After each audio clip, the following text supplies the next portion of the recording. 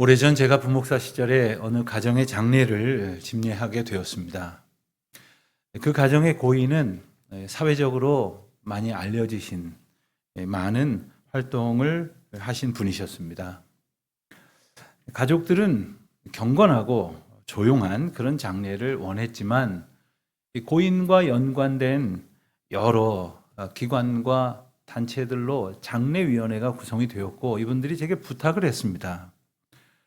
발인 예배 말미에 고인의 양력을 소개하는 시간을 갖게 해달라는 것이었죠. 보통 예배 때는 그 외의 순서를 갖지 않는 것이 통례였지만 양해하고 그렇게 하시도록 했습니다. 그런데 막상 양력 소개 시간이 되니까 설교 시간보다 2배는 더 아주 시시콜콜한 경력까지 길게 나열을 하면서 소개를 하시는 거였습니다.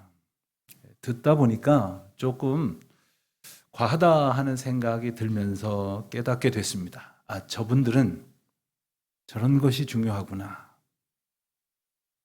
하나님 나라의 부름을 받은 인생의 마지막 모습 앞에서 예수님을 모르면 저런 게 중요한 거구나 하는 생각을 한 적이 있습니다.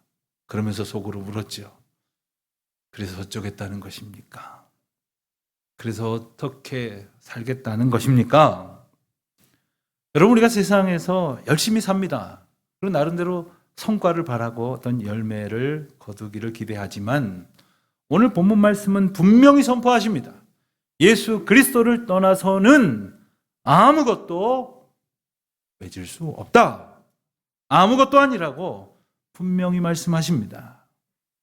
사실 우리가 지나온 시간들을 돌아보면 때때로 참 나 대단한 일 했다, 자랑스럽다 할런지 모르지만 정말 조금만 시간이 지나보면 아무것도 아니었다는 사실을 깨달아 가게 됩니다.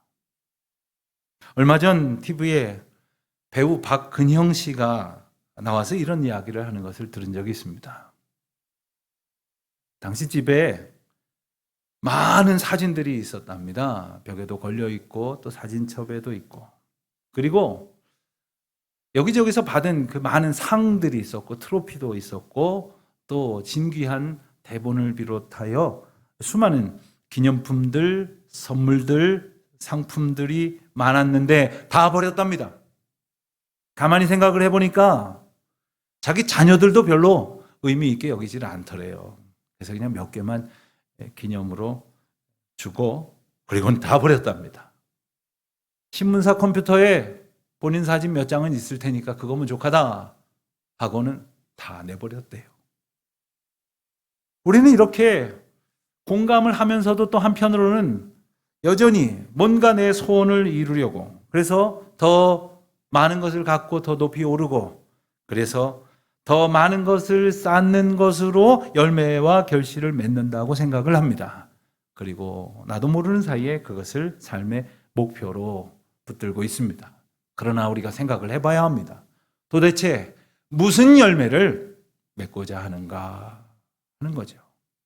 우리가 자녀들을 양육할 때도 그렇습니다.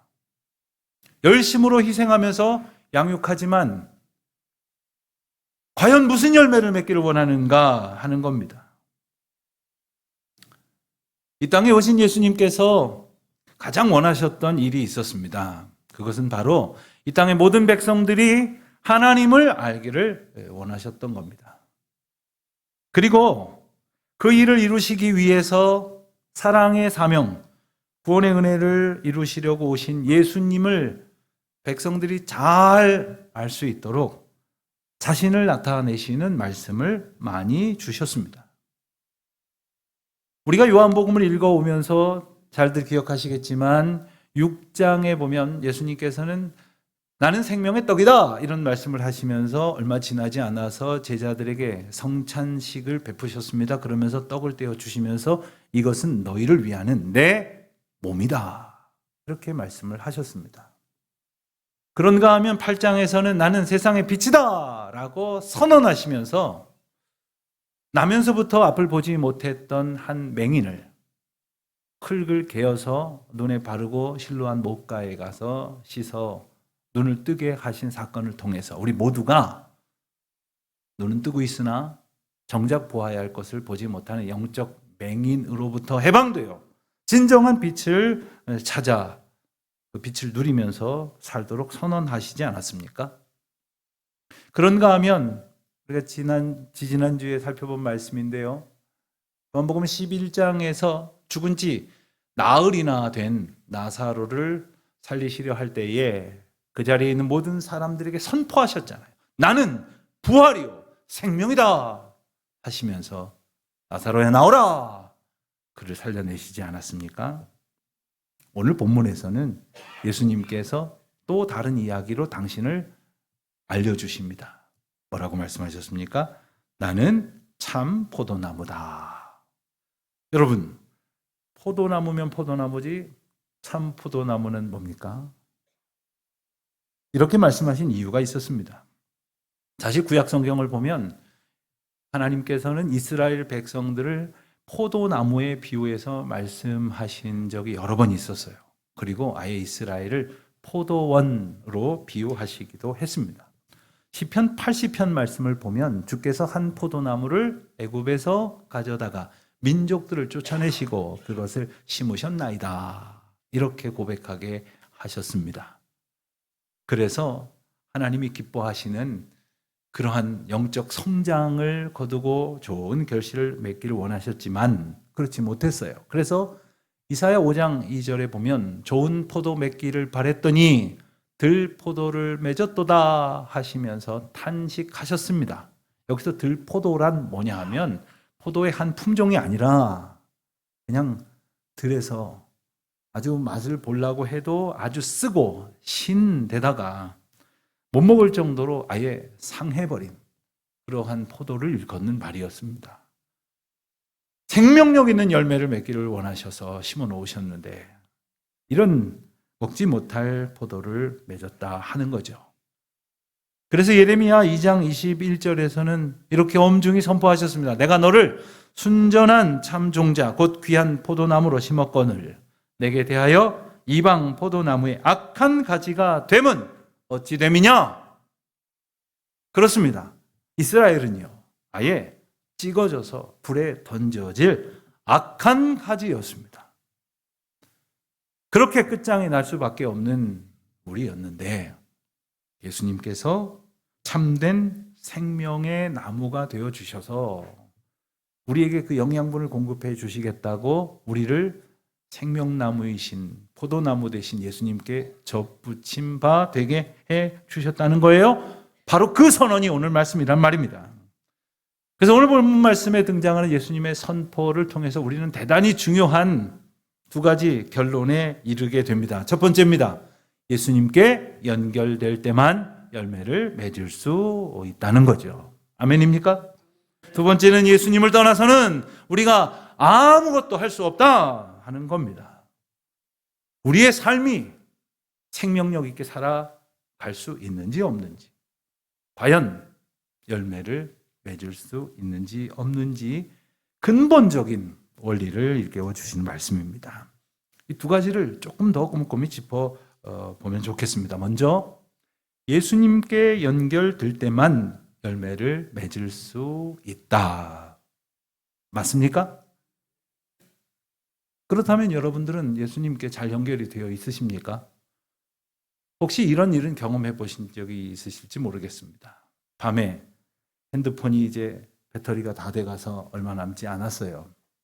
내일 아침에 잘 쓰려면 이제 잘 꼽아서 충전을 해놓고는 잠이 드는데 다음날 아침에 핸드폰이 울리질 않아서 지각을 했단 말입니다. 어찌된 용문인가 하고 보니까 아예 꺼져 있어요. 그러고 보니까 잘못 꼽아놨어요. 소용없는 것을 꼽아놨어요. 엉뚱한 것에다가 충전이 될 줄로 알고 기대했어요. 꺼져버리는 겁니다. 우리가 예수님에게 연결되지 않으면 결국은 꺼져버리고 마는 거예요. 아무 쓸모없게 되어지는 거죠. 나는 예수 그리스도에게 연결되어 있는가? 이것을 날마다 주님의 은혜 앞에서 점검해 볼 수 있어야 하는 거죠. 예수 그리스도에게 붙어 있다 하는 것은 어떤 의미일까? 이 의미는 세상적으로 설명될 수 있는 게 사실 아닙니다. 어떤 물리적이고 세상의 현상학적으로 설명할 수 있는 것이 아니라 영적인 의미로 이해를 해야 하는 겁니다. 그러니까 하나님이 도와주셔야만 우리가 이해할 수 있다 하는 거죠. 우리나라에도 잘 알려져 있는 A.W. 에이든 윌슨 토저 목사님이라는 분의 아주 좋은 책 가운데에 하나님을 추구함이라는 제목의 책이 있습니다. 이 목사님은 이 책에서 대단히 중요한 권면을 우리에게 주고 계신데, 날마다 하나님의 실제하심을 맛보아 누리라, 이렇게 말씀하십니다. 하나님의 실제하심, 바꿔 말하면 하나님의 살아계심, 지금도 살아서 역사하시는 주님을 우리가 마치 음식을 맛보듯이 주님을 인하여 매일매일 감격하면서 그 기쁨을 누리라, 이렇게 권면을 하는 겁니다. 그렇습니다. 하나님께서는 어떤 관념이나 이상 속에 계신 분이 아닙니다. 실제 하시는 분이시죠. 그래서 하나님께서는 하나님의 실존을 확실히 입증하시려고 예수님을 보내주셨잖아요. 그리고 그 예수님께서 약속하신 바대로 성령을 우리에게 보내주셔서 우리 모두가 우리의 힘으로는 하나님을 알 수 없지만 성령의 도우심을 힘입어서 하나님의 인도하심을 맛보아 누릴 수 있게 해 주셨다는 겁니다. 우리 모두는 오감이 있습니다. 육신에 있는 이 감각을 가지고 이 물리적인 세계를 우리는 파악하면서 살아가게 되죠. 하나님께서는 우리에게 하나님을 알 수 있도록, 하나님을 느낄 수 있도록, 하나님을 기뻐하고 하나님과 교통할 수 있도록 우리에게 한 가지 감각을 더 주셨으니 그것이 영적 감각이요, 영성입니다. 이 영성이 있으므로 우리가 하나님을 알 수 있게 되는 거예요. 하나님을 느낄 수 있게 되는 겁니다. 그런데 문제는 예수 그리스도의 이름으로 우리가 생명 안에 들어가지 않으면 우리의 영성은 마치 죽은 것처럼 돼버려요. 그래서 작동하지 않게 됩니다. 하나님이 우리에게 주신 이 영적 감각이 쓸모없게 되는 겁니다. 그렇지만 전적인 하나님의 은혜로 구원을 얻은 우리가 예수님 안에서 예수님의 인도하심을 누리면서 살아가게 되면 우리의 영적 감각이 살아나는 거예요. 영성이 작동을 해서 하나님을 알 수가 있고 하나님을 느낄 수가 있고 하나님과 함께하는 말할 수 없는 감격으로 이 세상을 기뻐하며 살아갈 수 있게 된다는 것이죠.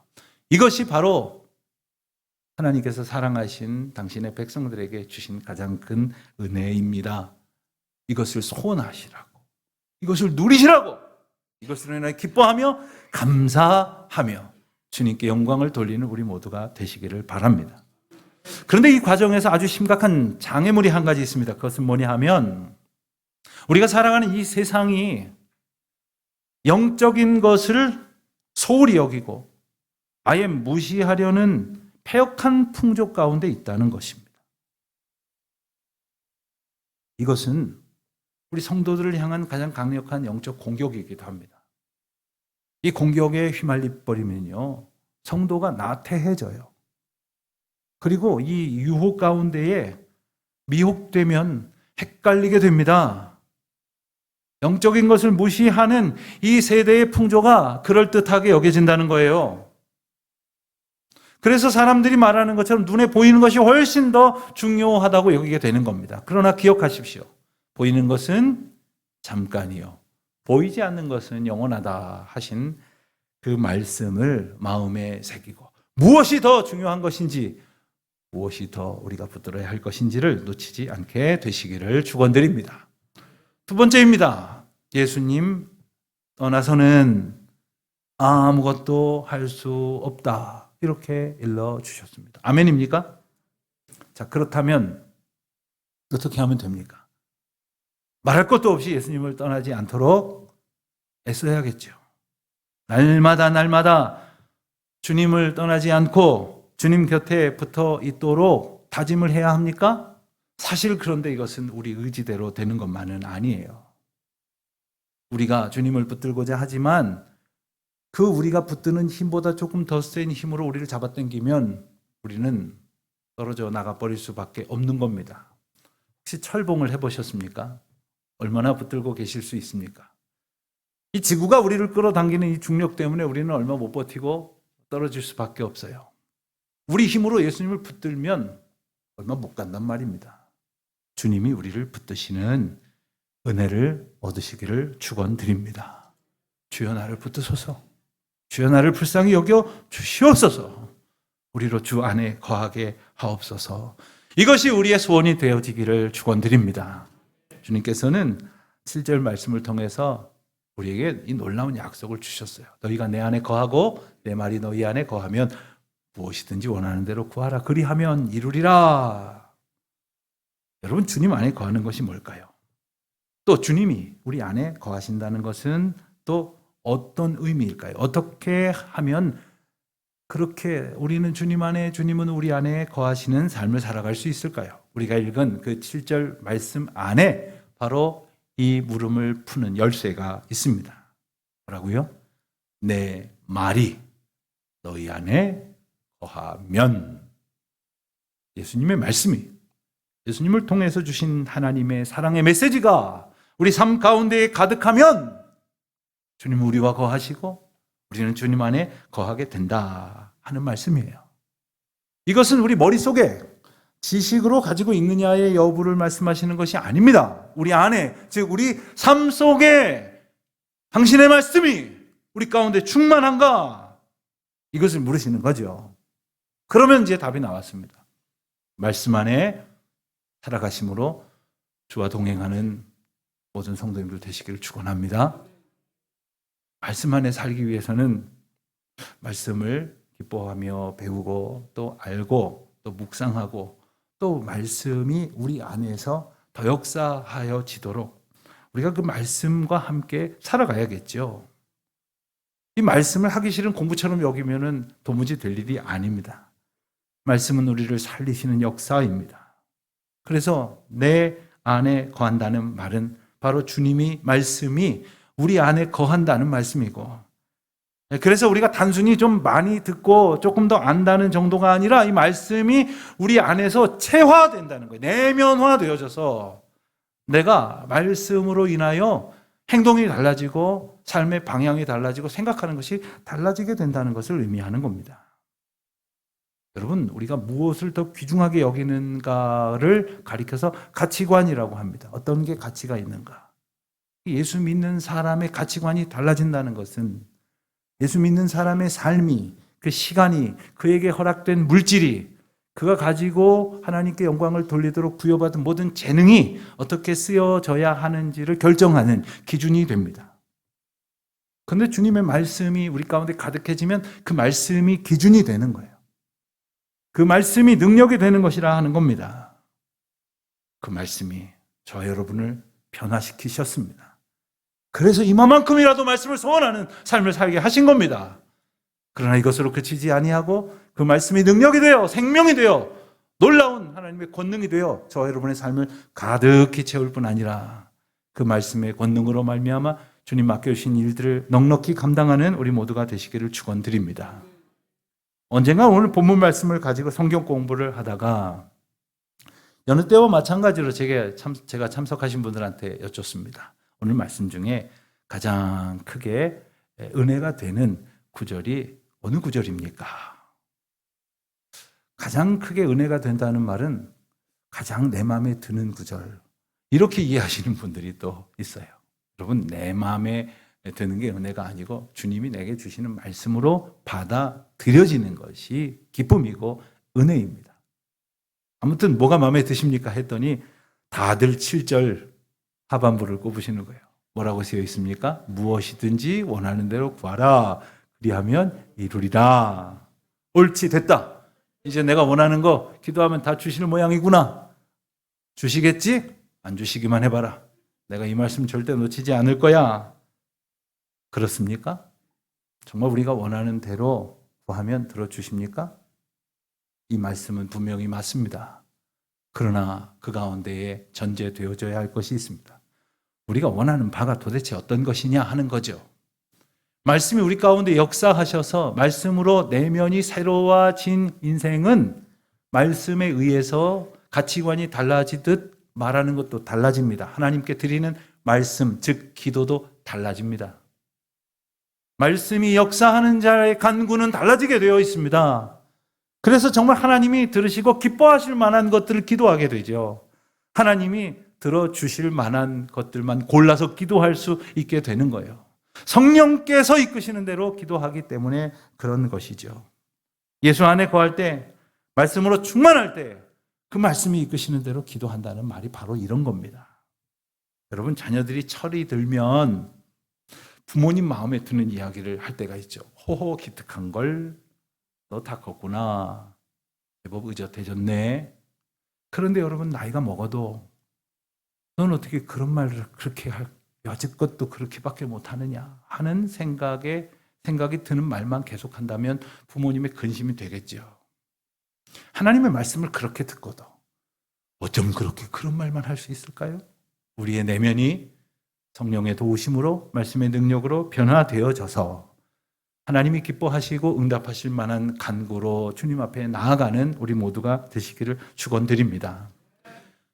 예수님과의 관계가 깊어질수록, 즉 예수님의 말씀으로 충만할수록 당연히 우리의 기도는 주님의 마음과 같아지지 않겠습니까? 주님의 뜻을 향해 가지 않겠습니까? 성령의 도우심에 온전히 순종하고 응답하지 않겠습니까? 바로 그것이 우리에게 나타나는 거룩한 열매입니다. 그런데 주님께서는 저와 여러분이 열매를 많이 맺을 수 있도록 특단의 조치를 취하신다고 하셨어요. 그것은 뭐냐 하면요, 우리를 깨끗하게 하신다고 하십니다. 여러분, 우리 자신을 깨끗하게 할 수가 없어요. 주님은 그러한 우리를 가지치기도 하시고 또 더러운 것을 잘라내시고 그리고 귀한 것들로 입히시고 먹이시고, 그래서 풍성한 하나님의 은혜 가운데에서 더 많은 열매를 맺을 만한 존재로 이끌어 가게 하신다는 것입니다. 도대체 그러면 하나님은 왜 우리에게 풍성한 열매를 맺게 하실까요? 마치 과수원지기가 과실을 많이 맺어가지고 돈을 많이 벌려고 그러는 걸까요? 우리 하나님께서는 저와 여러분이 포도를 많이 수확하게 돼서 부자 되고 싶으셔서 그런 걸까요? 그런 것이 아니죠. 우리 주님께서 우리에게 많은 열매를 맺게 하시는 것에는 놀라운 계획이 있으십니다. 그것은 하나님이 증거되는 거예요. 우리가 성령의 열매를 맺으면 하나님의 살아계심을 증거하는 도구가 됩니다. 그러나 만약 우리가 교회 출입하고 예수 믿고 나는 신앙생활하는 사람이야 라고 말을 하면서도 그와 정반대의 행동을 하면 하나님의 살아계심을 증거할 수가 없어요. 누구도 그런 모습을 보면서 살아계신 하나님을 볼 수가 없다는 말입니다. 그렇기에 하나님께서는 예수 그리스도가 그 내면에 가득한 성령으로 충만한 자의 열매를 통해서 당신은 영광을 받으시고, 그리고 하나님의 이름이 높여질 때에 우리 모두가 하나님을 보는 감격으로 충만케 하시겠다는 겁니다. 여러분, 우리를 통해서 하나님이 드러나면 제일 먼저 누가 놀랄까요? 아마 우리 곁에서 우리를 통하여 하나님이 일하시는 것을 누군가 보게 되겠지만, 그보다 하나님이 역사하시는 도구로 살아가게 된 나 자신을 보면서 내가 감격하고 내가 기뻐하고 내가 감사하지 않겠습니까? 그렇습니다.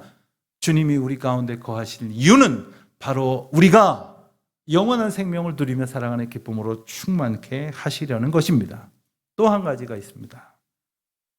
많은 열매를 맺음으로 세상이 우리를 통하여 하나님의 영광을 보고, 그리고 너희가 내 제자인 줄 알리라, 즉 우리가 온전한 믿음의 길을 살아가는 것을 알게 하신다는 거죠. 어떤 열매를 맺을까요? 그러면 우리는 열매하면 대본에 떠오르는 구절이 있습니다. 우리가 너무나도 잘 아는 갈라디아서 5장 22절 23절 말씀이죠.